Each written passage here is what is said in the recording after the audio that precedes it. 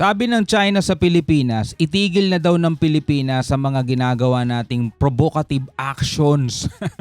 Mga tol, para daw maging mapayapa na. Mga tol, no, tayo daw kasi nagpo-provoke, di ba? Pinapasok natin yung teritoryo nila nang walang paalam at itigil na daw yung pag-resupply dito sa ayungin sa BRP Sierra Madre. Alisin na daw yan para maging maayos na lahat. Ibalik na daw natin sa kanila etong Ayungin Shoal, mga tol. Anong masasabi ninyo dyan? So ito ang ating panonoorin at bibigyan ng reaction video and commentary mula rito sa channel ni BTV Pinas. Yan mga tol, inihikayat din kita, huwag mong kalimutan mag-subscribe sa kanyang YouTube channel para sa mga ganitong klaseng balita, report na pinag-uusapan ngayon, no, sa mundo ng social media at internet. Yan, so wag na natin patagalin to, mga tol. Total wala na rin naman tayong inihintay na panoorin na natin to.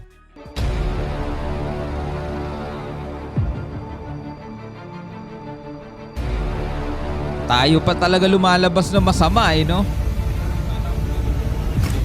Eksklusibong balita, matapos bombahin ng tubig ang barko ng Pilipinas, China dumipensa at gumawa ng kwento upang ibaling ang kanilang kasiraan at sinabing itigil na ng Pilipinas ang ginagawa nitong provocative action na nagiging sanhi ng tensyon sa bahagi ng West Philippine Sea. Abay, matindi ito. At yan ang balitang hatid ko sa inyo ngayong araw. Yan ang matindi nun, no? Pinapangalagaan mo yung bakuran mo, pinapangalagaan mo yung teritoryo mo, tapos ikaw pa sinasabi ang tigilan nyo ng inyong provocative action. Kaya't kung bago ka pa lamang dito ay baka pwede mo naman i-click ang subscribe at like button para lagi kang updated sa susunod ko pang video. Kaya't ano pang hinihintay natin? Tara, simulan na natin. Panoorin na natin. Ito lamang nga ng nakaraang araw matapos nilang bombahin ng tubig ang barko ng ating hukbo na maghahatid lamang ng supply para sa BRP Sierra Madre na nakaangklas sa bahagi ng Ayungin Shoal. Sinabi ng China na ang Pilipinas ay pumasok umano sa kanilang teritoryo, kaya ginawa nila na bombahin ng tubig ang barko ng Pilipinas dahil ayon sa China, ang barko na kanilang binombahan ay nagdala umano ng construction material upang ayusin at i-maintenance ang barko ng Sierra Madre. At ayon pa sa China, ay nagkasundo umano ang Pilipinas at China na aalisin na ng Pilipinas ang barko na Sierra Madre sa Ayungin Shoal. Subalit ang sinasabi na yan ng China ay walang katotohanan dahil ang lugar kung saan naroon ang barko ng Pilipinas ay bahagi ng exclusive economic zone ng Pilipinas. Lantad na lantad talaga yung pagiging sinungaling nila sa pagiging tuso nila, no? Kapag may ginagawa silang kalokohan at nabivideohan niya na ilalabas sa international media, di ba, na pag-uusapan sila, eto naman yung nagiging tugon nila. Ginagawa lang namin ang aming tungkulin, wala kaming nilalabag na batas, Pilipinas pumasok sa aming teritoryo, kaya namin ginagawa yung angkop na paraan. So, dapat pala gawin din natin talaga yon, mga tol. No, yun nga dapat meron tayong sariling pangil natin na mataulis, malakas, malaki. Diba? Pag ginawa natin sa kanila, binomba natin sila, winarning, kailangan talaga natin maging matikas, maging siga rin tayo, panindigan natin.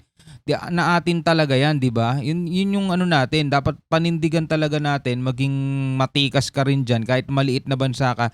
Hindi naman basta-basta papalagyang mga yan sa totoo lang. Kasi kapag pinalagan nila tayo, mga tol, halimbawa, sinaktan nila tayo, mga tol, grabe yan, simula na ng kaguluhan yan, hindi lang tayo makakalaban nila dahil nga meron tayong mutual defense treaty, diba, dito sa US na iniilagan din nila, pinangingilagan nila. So dapat doon meron tayong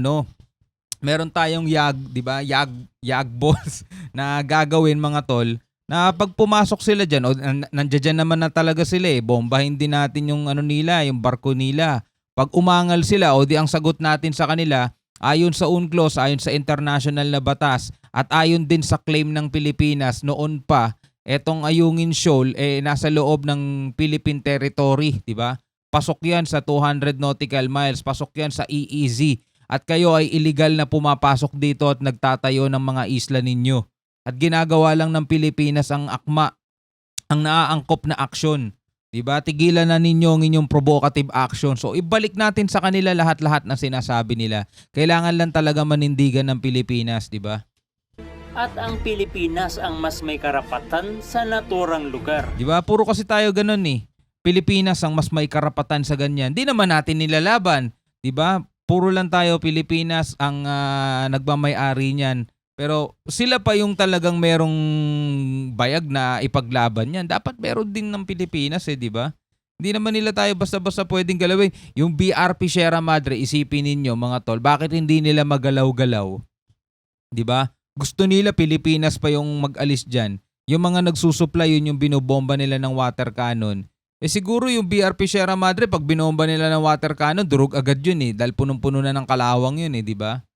Kayang-kaya nilang alisin yan kung gugustuhin nila pero hindi nila magalaw kasi nga parang pag-atake na rin yun. At pag ginawa nila yun, yun na simula na. Meron tayong mga kaalyadong bansa na susuporta. Yun din ang pinangingilagan nila. 'Di ba? Ano lang tayo niyan? Tuso masyado yung mga yan Ayon naman sa isang marine security expert na si Jay Batong Bakal, ang posibleng dahilan ng China kung kaya't hinihigpitan nila ang pagkakaroon ng resupply sa BRP Sierra Madre ay kung sakali na mag-collapse ang barko dahil sa tindi ng Tingnan mo yung itsura nitong barkong to. Kayang-kaya nilang katayin na yan kung gugustuhin nila kalawang nito ang pagkakaroon ng resupply sa BRP Sierra Madre ay kung sakali na mag-collapse ang barko dahil sa tindi ng kalawang nito, ang China ay pupunta roon at sila ang magre-rescue na siya namang hinihintay ng mga incheck. At kapag na-rescue na, ay tatanggalin tayo sa naturang lugar at hindi na tayo makakabalik. Tulad na lamang sa ginawa nila sa ilang bahagi ng West Philippine Sea kung saan ay nagtayo sila ng istruktura at ginawa pa nilang military base. Ganyan din ang posible nilang gawin sa bahagi ng Ayungin Shoal. Tama. Kasi itong barkong to, hindi naman kasi talaga to katulad ng permanent na station. Meron talagang hangganan to kaya kailangan i-repair. Darating at darating ang panahon, hindi man ngayon, magko-collapse at magko-collapse yan. 'Di ba? Etong barkong to, hindi nakakayanin ng mga bakal yung bigat ng mga nasa ibabaw. Babagsak yan sa tindi ng kalawang.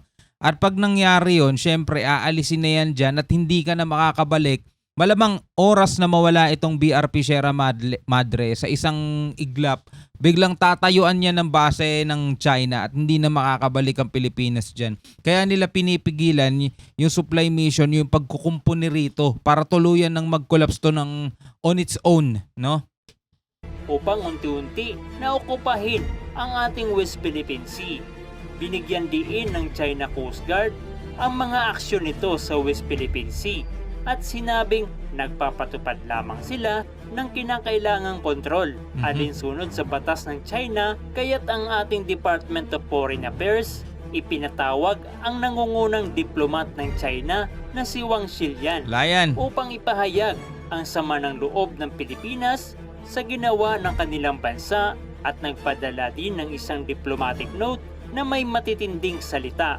Ayon pa nga kay Department of Foreign Affairs spokesperson na si Tess Daza na ang resupply mission ng Pilipinas at ang pagkukumpuni ng BRP Sierra Madre ay bahagi na ng regular na operasyon ayon sa domestic at international law at sinisiguro ang kaligtasan at kagalingan ng ating mga nakatalagang tauhan at ang ginagawang aktibidad sa lugar ay legal at hindi lumalabag sa international law.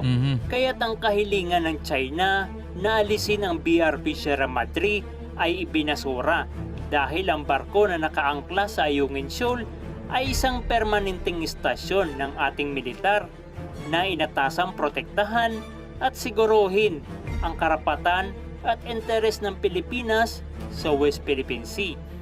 Kung ating iisipin mga kabayan, mukhang tama nga ang sinasabi ng isang marine expert na kung sakali mabulok na ng gusto ang BRP Sierra Madre dahil napipigilan ng China ang pagkakaroon ng resupply mission upang kumpunuhin ang barko, baka yun na nga ang hinihintay na mangyari ng China upang sila ay papasok sa naturang lugar at tuluyan na nilang maangkin ang naturang lugar. Galing ng marine experts. Palagay ko nga tama siya mga tol, no? Kaya hindi yan ginagalaw ng China. Sobrang tagal na niya, 1999. Hindi nila magalaw-galaw. Hinahayaan na lang nila mabulok yan mag-isa. Gumuho na lang yan mag-isa. At least wala silang pananagutan doon. To the rescue pa sila, di ba? Pagkatapos noon, mga ilang araw lang tatayuan na nila ng base yan. Hindi na tayo makakabalik dyan. Nakuha na talaga nila yan ng tuluyan. Kaya dapat ang Pilipinas ay paspasan na ang pagbili ng mga kagamitan para sa depensa ng Pilipinas at dapat ang anumang advanced weapon na nabibili ng Pilipinas ay hindi isinasa publiko dahil nagmukha lamang tayong katawa-tawa sa ibang bansa dahil kung sakaling advance ang weapon natin na nabili sa ibang bansa, subalit sinabi naman natin ang features and capability nito, ang mga pangsyon ay magkakaroon ng ideya ang kalabang bansa na gumawa ng defensive weapon laban sa advanced weapon natin. Uy, may point si BTV Pinas dito may point. At ang sinasabing nais ng China na magkaroon ng isang maritime exercises sa pagitan ng Pilipinas at China Hindi rin. ay dapat talagang hindi tanggapin ng Tama. Pilipinas dahil posibleng gagawin nila ito upang madali sila makapasok sa ating teritoryo at hindi maganda na ang bansang gusto tayong sakupin at palagi tayong binubuli ay makaisa natin sa isang maritime exercises dahil kunwaring kaibigan pero kaaway pala. Hay nako talaga China, sobra na kayo. Sa isipin mo makakasama natin yan sa military exercises. Anong ituturo niyan sa atin? Mamaya tinuturuan tayo ng galaw na alam nila agad kung paano kontrahin, di ba? So magiging espiya pa sa atin yan. Malalaman nila kung ano yung mga weapon na meron tayo rito. Malalaman nila kung ilan yung mga military na ng US na dinala rito sa Pilipinas. Syempre, usap-usapan niya, lalapag sila rito sa bansa natin. Diba? Lahat ng mga sundalo nila lalapag dito sa atin. May mga espiya pa dyan, no? Ay, malabo yun. Hindi pwede. Ikaw kabayan, ano ang reaksyon mo sa balitang ito na kung saan ay pinapaalis na ng China ang barko natin sa mismong teritoryo natin? Kailangan na ba natin na paalisin din ang mga incheck sa Pilipinas? Di naman. Bilang kabayaran o parusa sa ginawa nilang pang-aapi sa Pilipinas? Ano sa tingin mo? I-komento mo na dyan sa ibaba at huwag mo rin kalimutan na i-click ang subscribe at like button. Hindi naman ganon. Hindi naman natin kailangan idamay yung mga negosyante na nandirito. Dahil yung iba dyan mga tol talagang pusong Pinoy na rin. Sa totoo lang hindi natin kailangan idamay yung mga sibilyan na ayaw rin naman nila nung ganitong nangyayari. Diba? Hindi nila gusto yan. Maraming mga Chinese na nandirito sa Pilipinas na payapa namang namumuhay, dating-dati pa, di ba? At saka meron din tayo mga Pilipinong nandoon, mga OFW dyan sa China, mga tol. Di ba? Ayaw din naman nating idamay din sila ng gobyerno nila, di ba? So, wala na sanang ganong damayan ng mga citizen, di ba? So, pero kayo, anong masasabi ninyo dito sa video napanood natin mga kapatid? Malaya naman kayong magbigay ng inyong opinion at reaction sa comment section sa baba. Maraming salamat sa inyong panonood mga tol. Hanggang sa muli, ako nga pala si Shobaldi. Peace out.